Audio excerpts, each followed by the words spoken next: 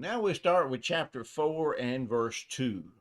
In verse 2, in beginning, we have a few verses governing again different relationships, but primarily governing our relationship with God and how we should act in our lives. He says, continue earnestly in prayer, being vigilant in it with thanksgiving. The Colossians were to devote themselves to prayer. This connotes earnest adherence to certain things. To devote themselves means to be devoted to that and continually to do it. So Paul also encourages them to keep alert. This same word is used by Jesus to mean being watchful, so that one would be prepared for his second coming. This also implies constant danger. When Paul said to keep alert, he meant keep alert by prayer, of course. We are to be watchful and earnest, never careless or indifferent. And again, he mentioned thanksgiving. This is the seventh time that Paul mentioned thanksgiving. So obviously, being thankful for the things we have is very important to the Apostle Paul. But when it says continue earnestly in prayer, that reminds us, of course, what Paul wrote to Thessalonians when he said, pray without ceasing. Now, obviously, this doesn't mean we have to have a prayer in our lips all the time, because that would be an impossibility. But I think it means that we are to have a prayerful attitude, and our thoughts concerning God are to be present in our minds at all times. In other words, there's no time when our mind should be in such a state that we would not be able to pray. And I think that's what we'll be getting in, what Paul is getting at here in verse 2. And then we come to verse 3. Meanwhile, praying also for us, that God would open to us a door for the word, to speak the mystery of Christ, for which I am also in chains. And then we also read verse 4 in connection with this. Not that I make it manifest as I ought to speak. And Paul asked for continual prayer for himself and his companions. And Paul was in prison, of course, when he wrote this. But notice he did not ask or pray that they pray that he be released. He asked for an open door for the preaching of the gospel. This refers to an opportunity to preach the word. The mystery, of course, refers to the gospel. And in the Old Testament, the revelation concerning Christ was a concealed mystery, but in the New Testament, it was revealed.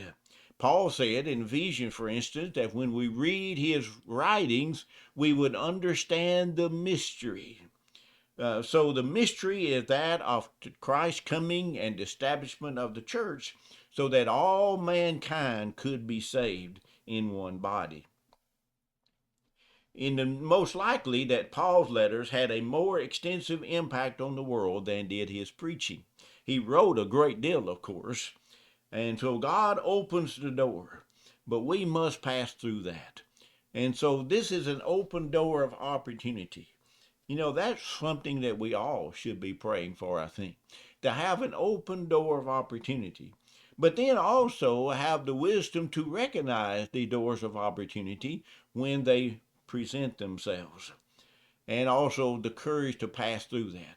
Sometimes doors of opportunity may not be exactly what we want, but they would be great opportunities. So here Paul prayed for two things. One, opportunity to speak the word. Paul used the word proclaim, which normally refers to divine revelation. But this is the only place Paul used it to describe his preaching. It also implies a sense of urgency. Preaching the word is always going to be urgent because people's souls hang in the balance. And he also prayed that Paul might present the gospel in a comprehensible and easily understood manner. Notice that his prayer was not for himself or his companions. Rather, his concern was that his preaching would be understandable. Paul did not pray for eloquence to impress his hearers, but for his speech to be understood. He wanted to inform his listeners, not to impress them with his knowledge or great ability. And again, as preachers, then certainly that should be our goal as well. We should want to present the gospel in such a way that it would be understandable and more likely to make people obey. That means we have a great responsibility as to how we present the truth. Paul said in Ephesians to present the truth in love. We all present the truth, hopefully, but I think sometimes we do it more out of hatred or something else than out of love. We need to be sure that we speak in such a way that people would understand it and be moved to obey it. And that's what we get into in the very next verse, when Paul said to walk in wisdom toward those that are outside, redeeming the time. Conduct yourselves with wisdom. This, of course, refers to one's manner of living. The outsiders, of course, refer to those that are outside of the body of Christ. And to walk in wisdom towards them means to conduct yourself in such a way as not to offend them. We are to be good examples to people. Many people resented Christians because they called them atheists, unpatriotic, or immoral. But Paul said we are to be living examples to other people, good examples that people would want to be like us. And we are to make the most of our opportunities. We are to redeem the time. Redeem the time means to make a wise use of time. Now, of course, this would vary depending on the situation, depending on the person, exactly what a wise use of time is. Now, we need to keep in mind, though, that probably most everyone would agree with the statement we need to make a wise use of time. The problem is that many people have different understandings of what a wise use of time is. For instance, the non Christians would think a wise use of time would be to enjoy themselves, or to use it to make more money, or something depending on their priorities, whatever they think is most important. You see, by doing that, they think they are making a wise use of time. Of course, we know that is not really a wise use of time. A wise use of time would spend our time in service to God in various ways. So we see we must not make fun of other people just because they're living life differently from us, as if they don't know anything or don't care or that sort of thing. It's just that their understanding of a wise use of time is quite different from ours. But the term redeem literally means to buy up. It means to buy up every available product of a certain kind. So they are to find a way to make the most of every moment and of every possibility that time offered without neglecting any opportunity for worthy service. There are always going to be difficulties, but in every difficulty, there is also an opportunity. So take advantage of our opportunities. Look for those opportunities and then use it. This also implies a sense of urgency. Again, we are preaching the gospel, and the gospel is urgent. It's an urgent matter. It has eternal consequences. So don't waste opportunities. Don't waste time, in other words.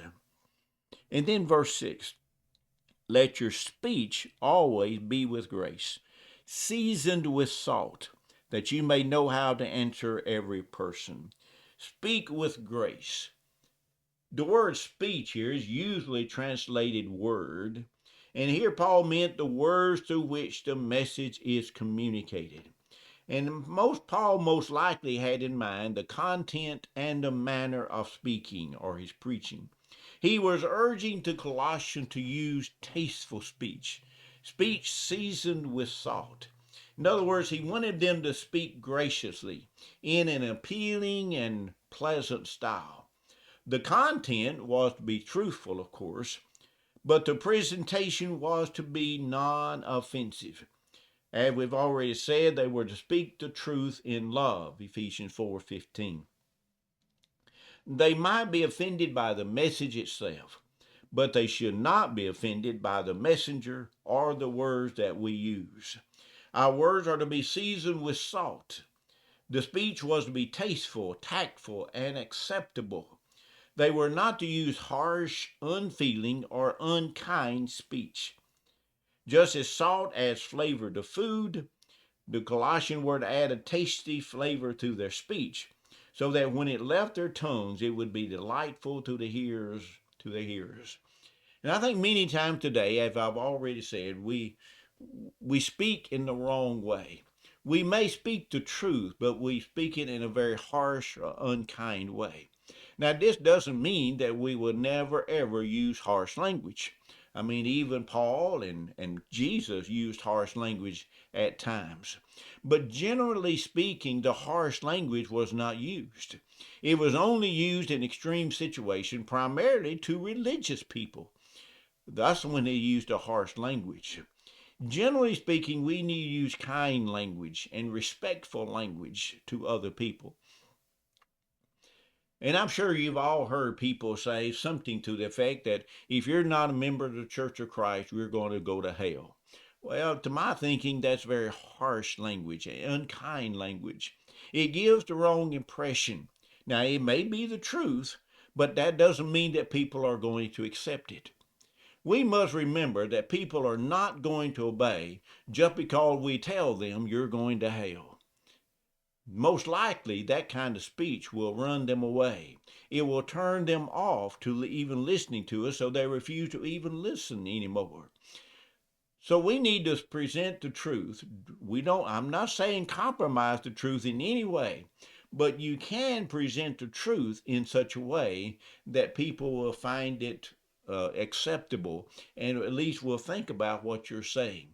Let me give you just one example. This is a personal example that happened many years ago now. I was a local preacher at a congregation, and on one particular Sunday morning, I happened to be preaching a lesson on the right church. And in that lesson, I talked about the name of the church, I talked about the proper worship, talked about conversions and baptism, I talked about the government of the church and the elders and so forth. All the things, of course, that most denominations do not practice or believe in. And at the end of the service, I went to there was a visitor there. I did not have a chance to speak to him before the church worship started, but this was the first time he'd ever been there. Never seen him before in my life and never saw him again after that. But I went to him, of course, and talked to him for just a moment after service.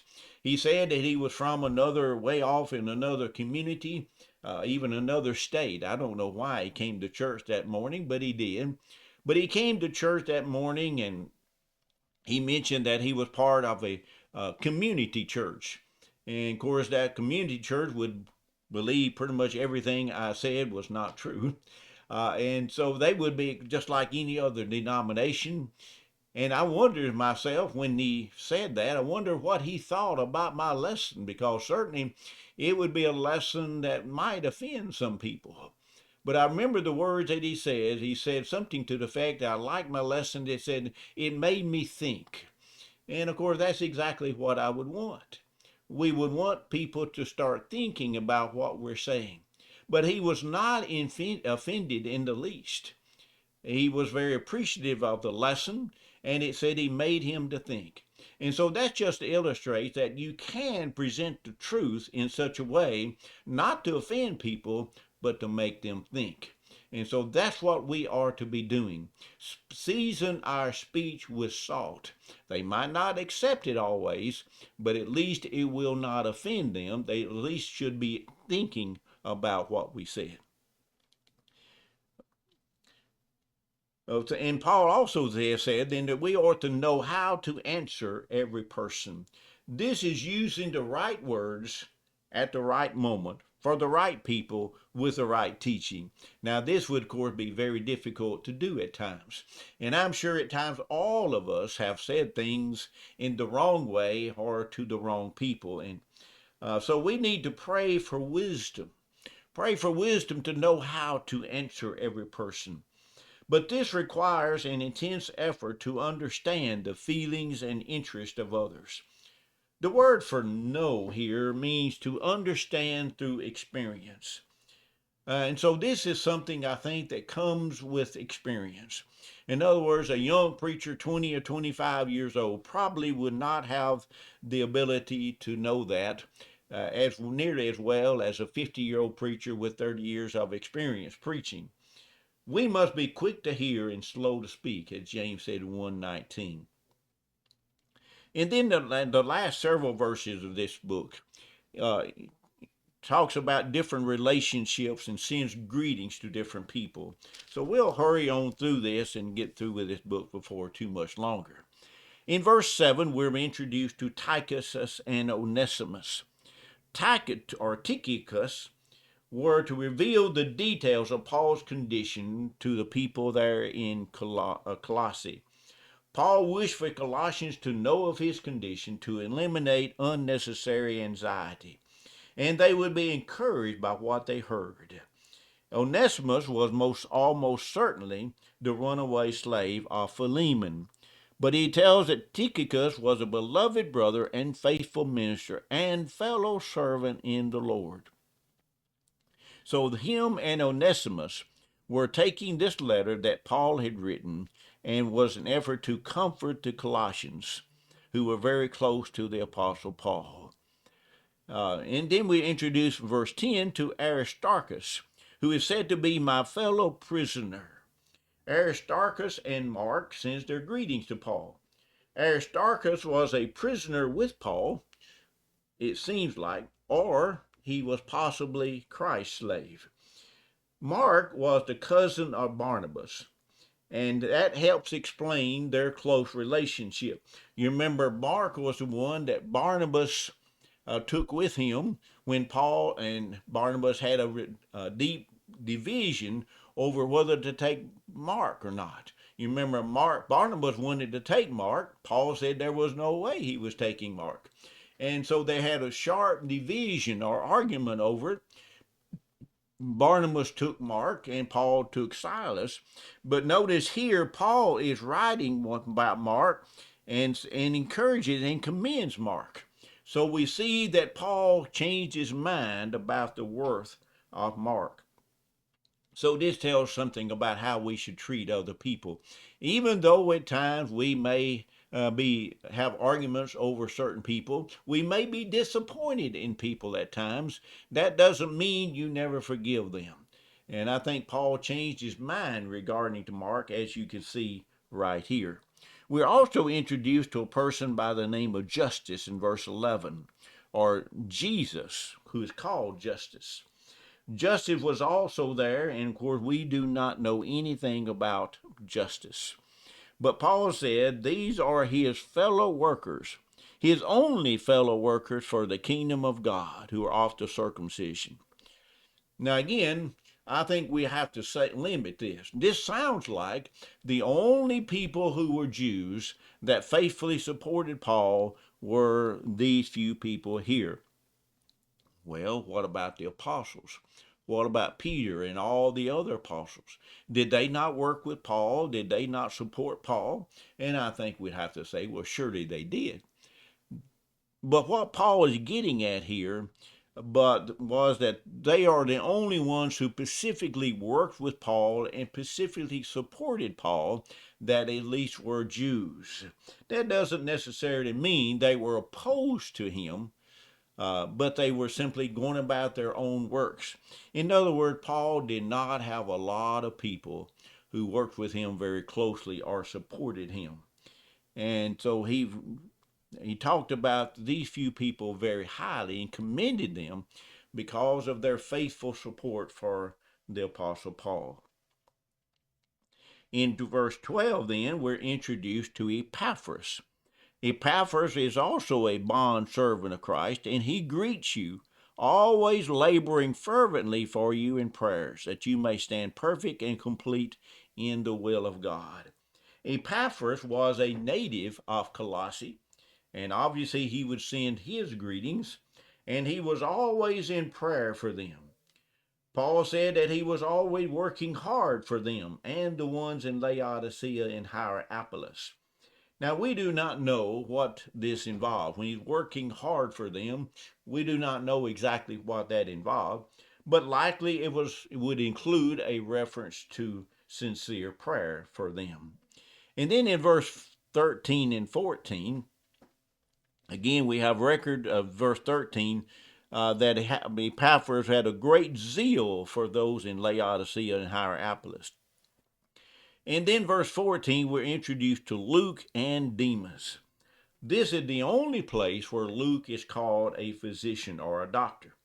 Demas is also mentioned in 2 Timothy 4 and verse 10 as one who loved this world and deserted Paul.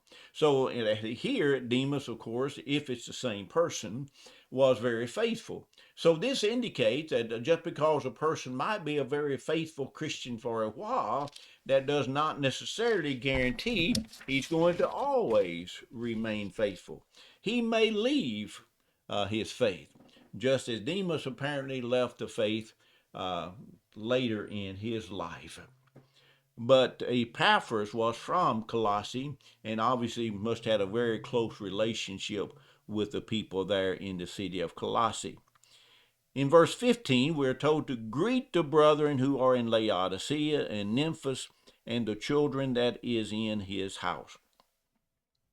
There was frequent travel between Colossae and Laodicea. These two cities were very close together, only about 15 kilometers or so apart. We do not know whether Nympha was a man or a woman.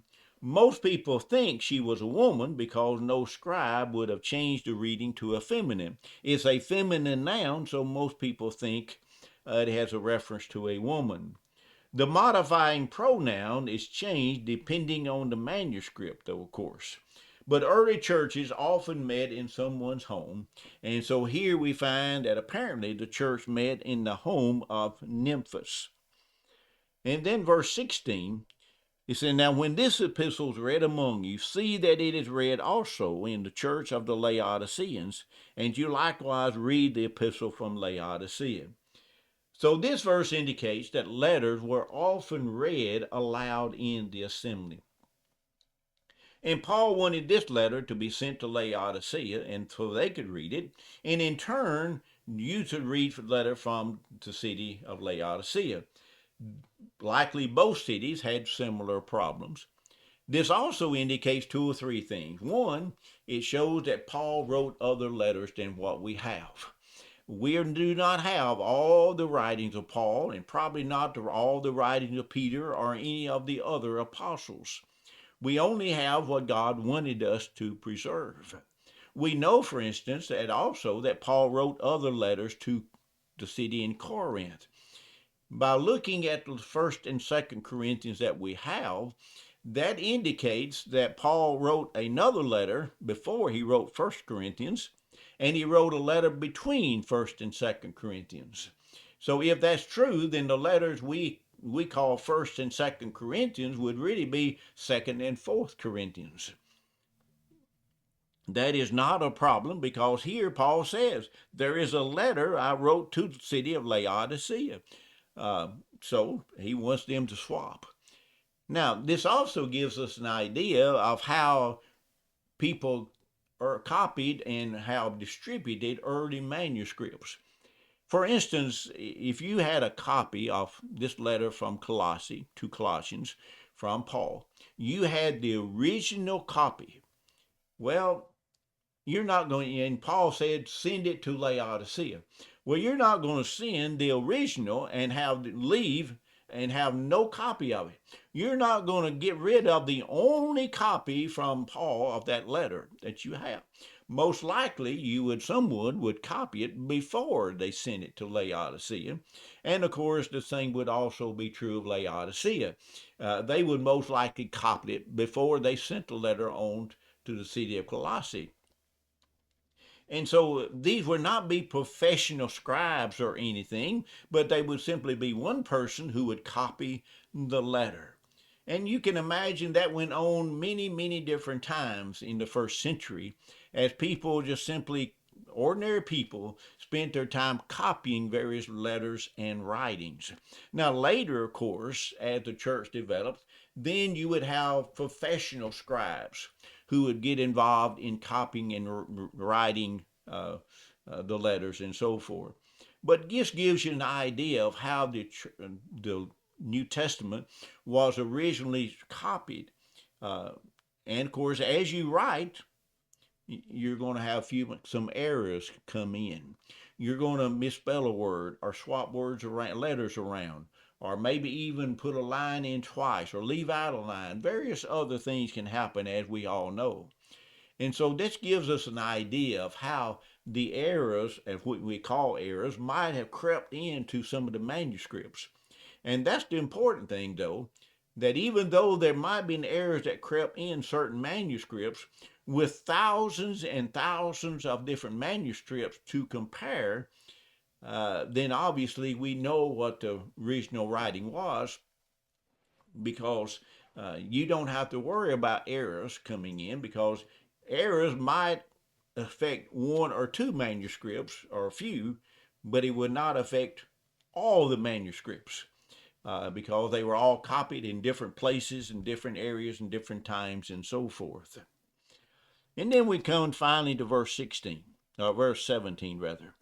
Say to Archippus, take heed to the ministry which you have received in the Lord, that you may fulfill it.